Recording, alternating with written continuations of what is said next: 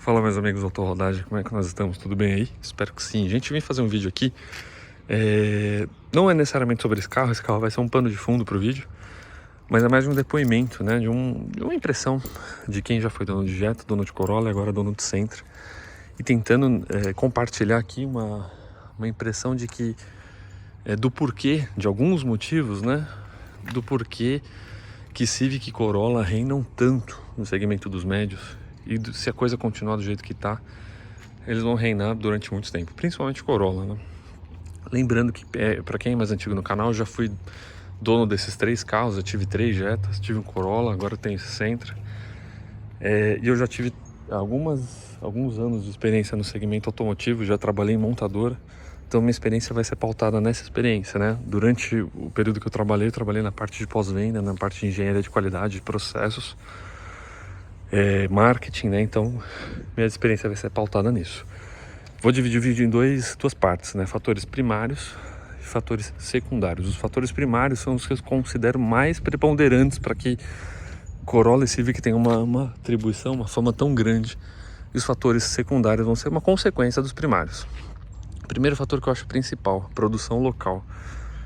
O Sentra, o Jetta, o Focus, todos esses concorrentes, eles nunca foram produzidos a nível Brasil, né? Enquanto que Civic, o Corolla, Civic não mais, né? Civic tá na 11ª geração, não é mais produzido aqui, é importado, mas o Corolla e até a 10ª geração, todos eram produzidos aqui. E mais do que produzidos, né, gente? Eles tinham um índice de nacionalização de componentes relativamente bom, né? O que é isso? Por exemplo, o Marea, quando ele começou a ser vendido aqui, ele não era montado, ele era montado aqui, né? Civic também, né? Mas à medida que o Civic foi desenvolvendo, mais componentes foram se nacionalizando. O que eu quero dizer com isso? Mais fornecedores foram se instalando aqui no Brasil.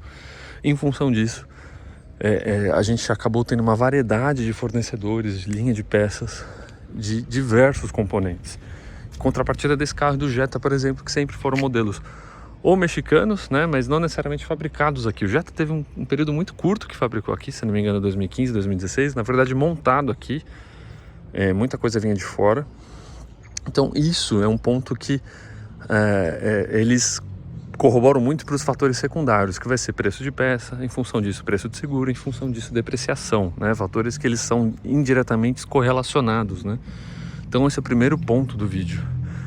O fato de você ter uma produção local desses modelos, né, junto com o segundo fator, que é o que eu vou falar aqui, a questão da marca, são fatores muito importantes, né? Por exemplo, Civic e Corolla sempre foram Civic e Corolla, né? Exemplo, na Fiat, você teve o Marea. Primeiro você teve o Tempra, né? Depois você teve o Marea, depois você teve Linea, e aí depois acabou. Na GM, você teve o Vectra, que foi um puta de um sucesso. Antes até, na verdade, você teve o Monza, que foi um sucesso absoluto. Durante 2 anos foi líder de venda no mercado brasileiro. Depois você teve Vectra, que era um carro que você tinha um share of mind, né? Que a galera dizia... que era o sonho de consumo, né, da galera, né? Share of mind é aquela coisa, né? Você pensa em, por exemplo, marca de vela. Você pensa em NGK. Pode não ser a marca mais vendida, mas a marca que mais vem à cabeça das pessoas. Então, um símbolo de referência de sedã médio naquela época dos anos 90, anos 2000, uma parte, era o Vectra. E aí depois acabou o Vectra, foi o Cruze. Cruze 1.8, Ecotec, câmbio de 6 marchas. Acabou o Cruze, foi o Cruze 1.4 Argentina, que era um projeto, se não me engano, oriundo da China, né? Algumas partes da China. Então você tem uma quebra, né? Enquanto Civic e Corolla não, sempre foram Civic, sempre foram Corolla. E em função disso você sempre teve uma base, uma consistência, né, muito grande. Por exemplo, o Corolla, vamos ver o conjunto motriz a versão XEI do Corolla hoje, por exemplo, um 2.0, câmbio de 6 marchas. Esse motor é um motor que basicamente, né, é um motor do que eu tive, né, mais de 10 anos atrás. Ou seja, você tem uma base muito consistente sendo aperfeiçoada. Enquanto que, por exemplo, no Jetta, o Jetta eu já tive o 2.0 aspirado, tive o 2.5, aí depois mudou para o 2.0 TSI, que eu não tive, depois para o 1.4 TSI. Você muda toda hora a tecnologia. Não mudar a tecnologia em si, mas você muda os componentes.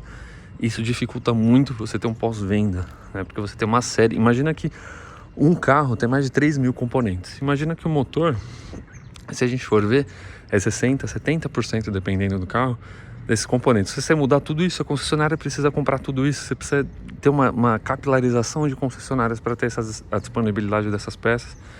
Então isso atrapalha muito. Então, e além disso, você tinha muita questão do branding, né? O Civic, durante os anos de 2010, né, era carro de alguns filmes, né? A Tropa de Elite apareceu, a Tropa de Elite 2 era o carro do Rocha. Se não me engano, passou na Minha Mãe é uma Peça. O Corolla era o Corolla Brad Pitt, que o Brad Pitt fazia comercial. Enquanto que o Sentra não, por exemplo, né, pegando esse carro. Nunca teve um trabalho de branding muito forte. Teve aquela propaganda, não tem cara de tiozão, mas depois disso acabou, né? Jetta a mesma coisa, né? Linha a mesma coisa. Então, você tem nesse trabalho de marca muito fraco, você leva as pessoas a esquecerem o seu produto, né? E é uma consequência que, por exemplo, a gente vê hoje o Sentra. É um puta de um carro, eu já fui ver o novo. É um puta de um carro. Mas é um carro que tá esquecido, né? Você não vê propaganda, você não vê ele em série, você não vê ele em novela, você não vê ele em nenhum lugar. Você parece que a Nissan não... além de não ter interesse em produzir ele aqui no Brasil, você não vê um carro forte, né? A marca do carro forte. Enquanto o Corolla não, né? O Corolla ele já tá num patamar muito bem estabelecido, que ele por si só já faz a marca dele, né? Civic também, né? Um carro que por si só ele já se fala, já se vende. E aí a gente vai para os outros fatores, né? Por exemplo, o fato de você não ter uma produção local, o fato de você mudar toda hora a tecnologia de motor, câmbio, você tem um pós-venda que acaba saindo depreciado. O que eu quero dizer um pós-venda? Peças, seguro, depreciação e, por consequência, liquidez. Vamos voltar para esse carro. Um carro mexicano, mais de 10 anos de uso. É um carro que você quase não vê marca, quase não vê propaganda, quase não vê nada de comunicação, de marketing sobre esse carro.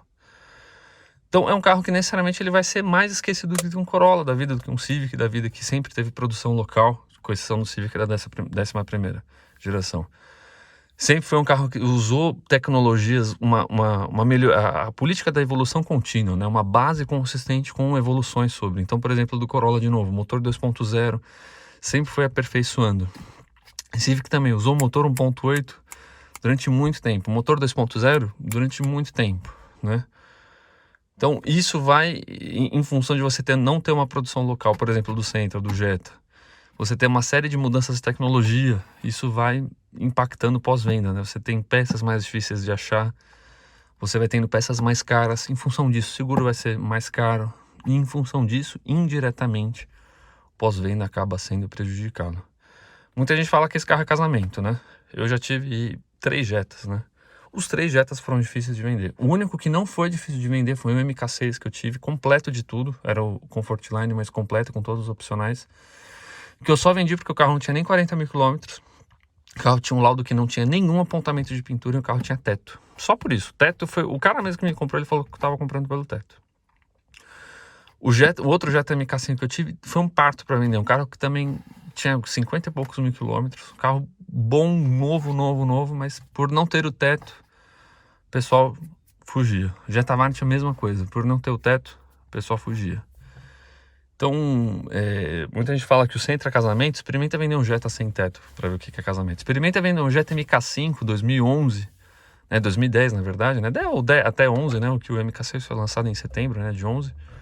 Experimenta vender um Jetta MK6 manual para você ver. Você não vende nem a pau. Eu tinha um amigo do meu trabalho que ele tinha um MK6 manual, carro excelente de andar, era mais gostoso que o automático, né, andava mais que o Tiptronic.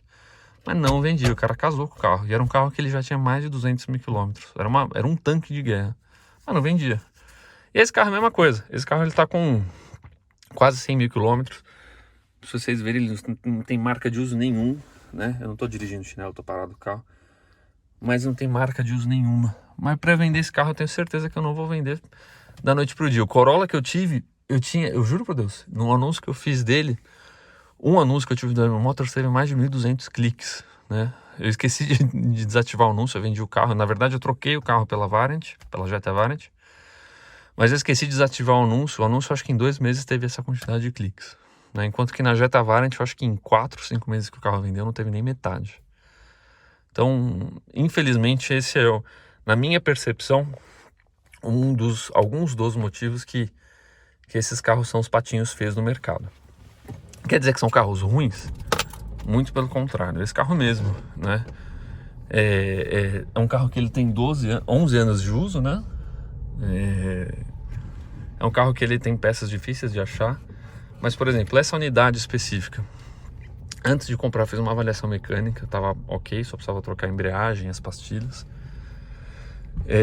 Tem uma vistoria da Decker, que mais pra frente eu vou fazer um vídeo só sobre isso, sobre as vistorias cautelares, mas era uma vistoria, pra vocês terem uma ideia, que o cara ele conferiu o micrômetro, né? Esse é um ponto muito importante para diferenciar as vistorias sérias das não sérias, né? Pra vocês terem uma ideia, a vistoria desse carro, o vistoriador ele mediu com o micrômetro todas as chapas. Ele mediu até a chapa, as longarinas, né? Até as longarinas aqui ele mediu a bacia do step, comparou com as colunas, comparou com as portas, e a densidade da pintura é praticamente a mesma, né? Muito uniforme o desgaste da pintura, né? Lógico, não vai ser igual porque a pintura tem desgaste, né? Lavagem de polimento. Mas, enfim, o ponto é que o desgaste em si da pintura é muito original. As chapas são originais. Então, é um carro excelente. Mas, assim, uma vistoria muito rigorosa, ela vai te levar a carros muito bons. É um carro de 12 anos, mas que não tem nada para fazer, né? Tá inteiro. É um carro que, puta, eu consigo usar durante muito tempo, né? Então é isso. Curta esse vídeo, se inscreva no canal se você gostou desse vídeo e compartilha. Valeu!